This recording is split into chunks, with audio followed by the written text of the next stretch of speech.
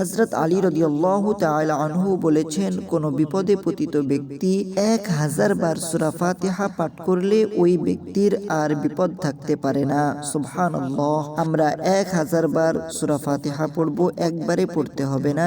আপনি যদি পারেন একদিনে পড়বেন, অথবা 3 দিনে পড়বেন, 5 দিন, 7 দিন, যত দিনে পারেন তত দিনে পড়তে পারেন।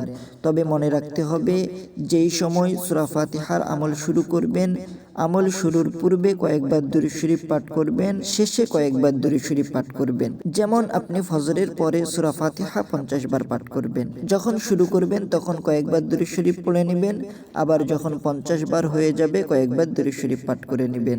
আবার যদি যোহরের পরে 50 বার সূরা ফাতিহা পাঠ করেন, তখনও শুরুতে এবং শেষে কয়েকবার দুরূদ শরীফ পাঠ করে নেবেন। এইভাবে হিসাব রাখবেন আপনার কতবার সূরা ফাতিহা পাঠ করা হচ্ছে। এইভাবে 1000 বার যদি সূরা ফাতিহা পাঠ করতে পারেন, আল্লাহ চাহে তো আপনার বিপদ দূর হয়ে যাবে। সুবহানাল্লাহ।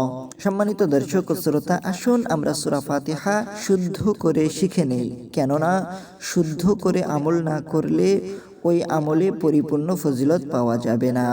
বিসমিল্লাহির রহমানির রহিম।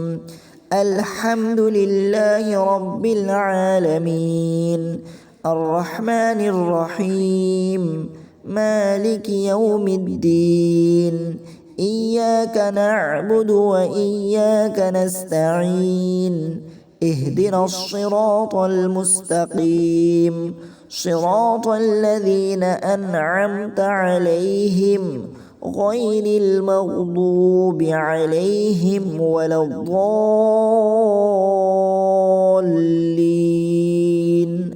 আমিন। এইভাবে করে আপনি 1000 বার সূরাতুল ফাতিহা পাঠ করবেন। বারবার শুনে শুনে শুদ্ধ করে মুখস্থ করে নেবেন।